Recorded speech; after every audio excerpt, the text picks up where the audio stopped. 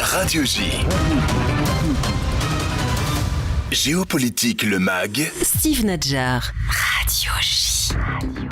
Bonsoir Léa Landman. Bonsoir Steve. Et merci de nous rejoindre comme tous les jeudis dans Géopolitique, le MAG. Vous êtes chercheuse spécialiste des questions internationales. Et après les déclarations du porte-parole de Tsahal, Daniel Hagari, hier soir, vous vous demandez avec lui si le Hamas peut être démantelé. Oui, alors aujourd'hui on va parler un peu de rationalité, d'asymétrie. Et en fait, que veut le Hamas et est-ce qu'il peut être démantelé ou plutôt anéanti ? Alors une des questions que se posent tous les analystes, les hommes politiques, c'est de savoir si le Hamas a changé ces 2 dernières années ou si il a toujours été comme ça, comme il était aujourd'hui, comme on l'a vu aujourd'hui. C'est vrai que les analystes de tous bords disaient que le Hamas était rentré dans sa phase rationnelle, particulièrement ces 2 dernières années, donc quand on sait qu'il préparait son attaque. Comme le rappelle Yair Rosenberg dans l'Atlantique, pour les faucons militaristes, si vous voulez, bien que le groupe soit un proxy iranien antisémite, il pouvait être dissuadé par des incitations politiques et économiques, car il se sentait responsable des Gazaouis. Pour les Colombes, ou si vous voulez ce qu'on appelait le camp de la paix, le Hamas était un mouvement de résistance nationale quasi légitime, dont les épisodes de violence occasionnelle visaient simplement à attirer l'attention sur la cause palestinienne. Alors après le 7 octobre, Yair Rosenberg raconte que certains admettent avoir eu tort d'édulcorer le Hamas. Une organisation terroriste ne change pas son ADN. D'autres à gauche continuent à voir dans le Hamas un acteur de résistance rationnel. Et c'est important ce rationnel.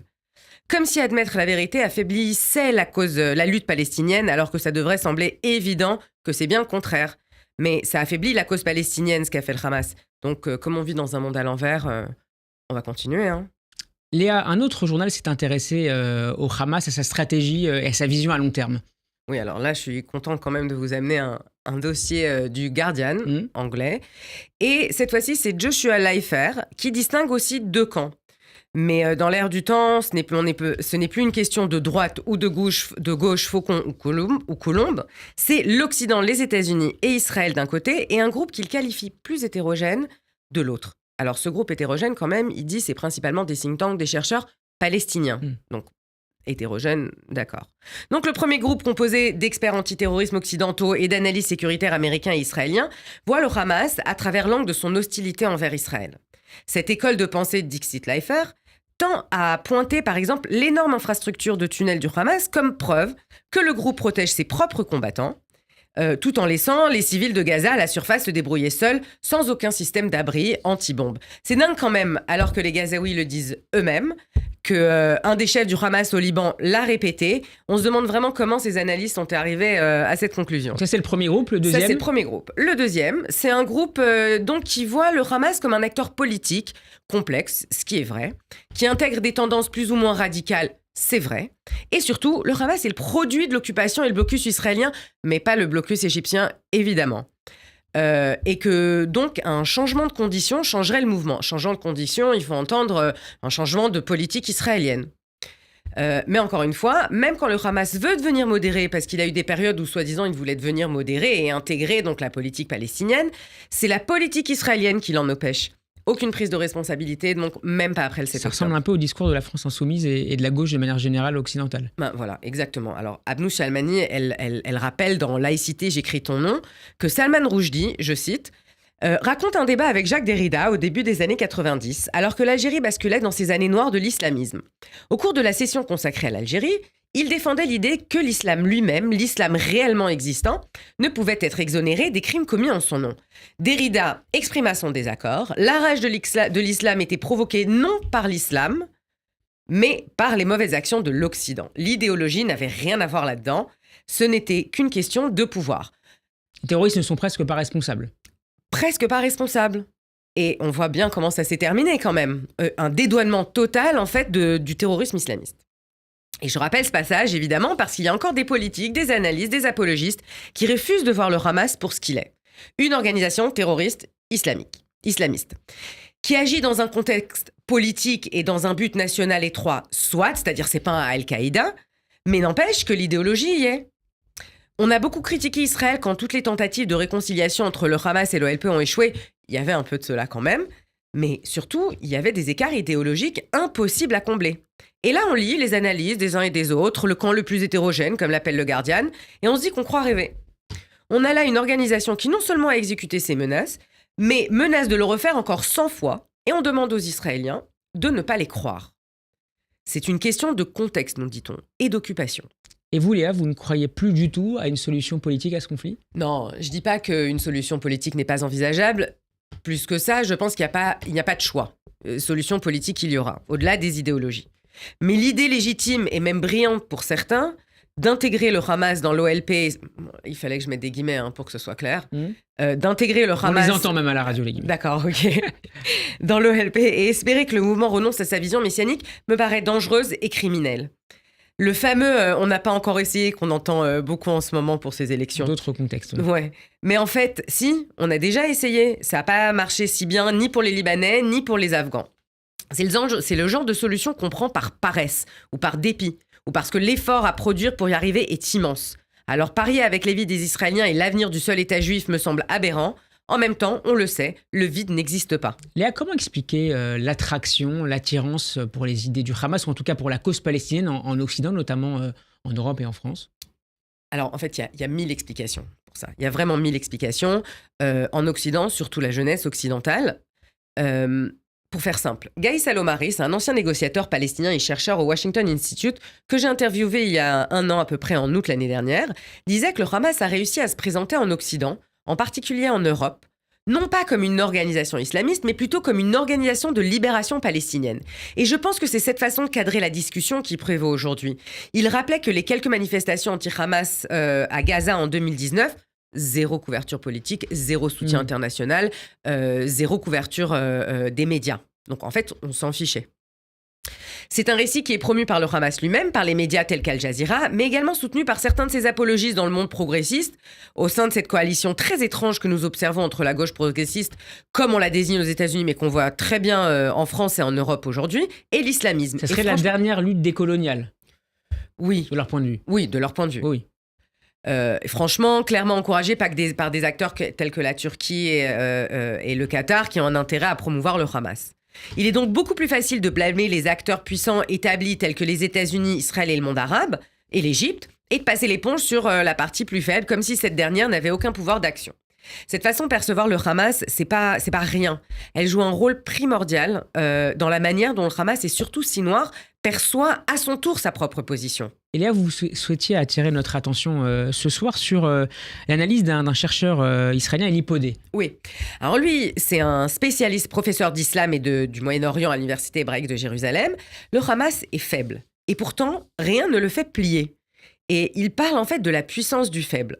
Le premier argument est qu'aucun des pays médiateurs n'a de levier assez puissant pour influencer le Hamas, que ce soit le Qatar, l'Égypte ou les États-Unis. On ne rentre pas dans les détails, mais on peut très bien l'imaginer. En fait, personne n'a assez de pouvoir. La deuxième explication est que les sanctions contre les acteurs récalcitrants dans le système international ne sont pas efficaces lorsque leur survie est en jeu. On peut penser à Assad. C'est le premier exemple qu'on peut avoir en tête. Président syrien. Exact, le président syrien. Donc, par conséquent, toute proposition qui n'offre pas une garantie absolue de survie, en fait, ne sera pas acceptée. Même au prix des sacrifices, évidemment, puisqu'on le voit que finalement, les sacrifices palestiniens ne dérangent pas tant que ça si noir. En tout cas, pas officiellement. Et enfin, les pressions exercées sur Israël par la communauté internationale, la pression militaire exercée par le Hezbollah à la frontière nord, ainsi que la pression de la société israélienne pour conclure un accord pour les otages, tout cela pourrait conduire Sinoir à conclure que finalement, l'objectif sera atteint, même si cela prend du temps. Alors, encore une fois, c'est pas une prise de position ni de Eli Podé ni la mienne, que ce soit clair. C'est la manière dont il analyse le fait que le Hamas, que Sinoir n'accepte pas le dernier deal qui a été mis sur la table. Ce qui était latent par ailleurs, Léa, et qui s'est exprimé avec beaucoup de force et beaucoup de virulence, c'est tout simplement un antisémitisme virulent.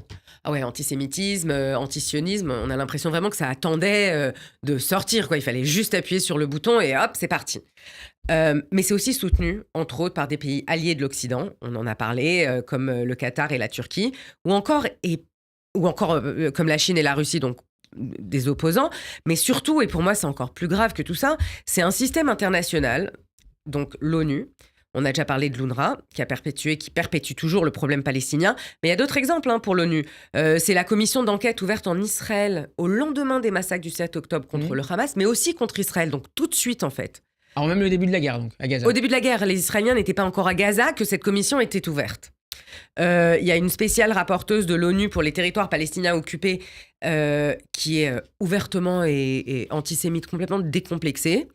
Et évidemment, on a les accusations de famine démenties ces dernières semaines et tellement d'autres exemples. Je parle même pas des médias qui adoptent sans vérifier les informations du Hamas, les chiffres, mais pas seulement les chiffres, les informations, ce qui se passe à Gaza. Enfin, c'est une aberration. Tout ça fait qu'il y a un gros système où Sinwar se dit, finalement, moi, j'ai rien besoin de faire. Tout le monde est avec moi, en fait. Qu'est-ce qu'on fait alors, Léa, après plus de 8 mois de guerre? Alors, après 8 mois de guerre, Udi Dekel, qui est un ancien chef négociateur sous Ehud Olmert et directeur du programme de recherche sur la scène palestinienne au ANSS, un think tank israélien, et Gaïs El-Omari, dont on a parlé tout à l'heure, se rejoignent sur un point. Il est effectivement impossible d'éradiquer complètement une idéologie, il faut être clair, mais il est tout à fait possible de détruire les moyens qui permettent à une organisation terroriste d'agir sur cette idéologie. Donc, de passer en fait d'une menace à une nuisance.